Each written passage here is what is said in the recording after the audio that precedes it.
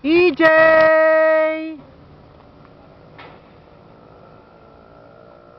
EJ! Andito si Daddy!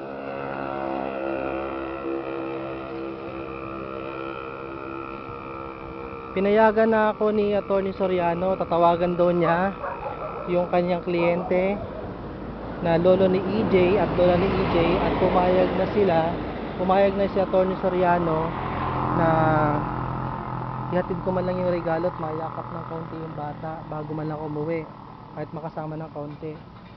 Pero tingin ko tinawagan naman yata ni Atty. Soriano, mukhang talagang matigas na talagang loob nung mga nangangalaga kay EJ. Hindi na sila naawa sa bata. EJ! EJ!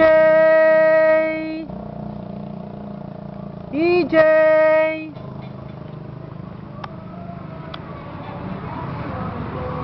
EJ!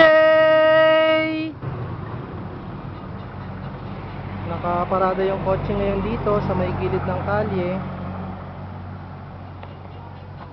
Nakababad sa init.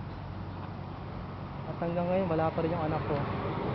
Pero malamang nandyan lang sa loob yan. Ay lang ilabas ng mga nangangalaga sa kanya. EJ!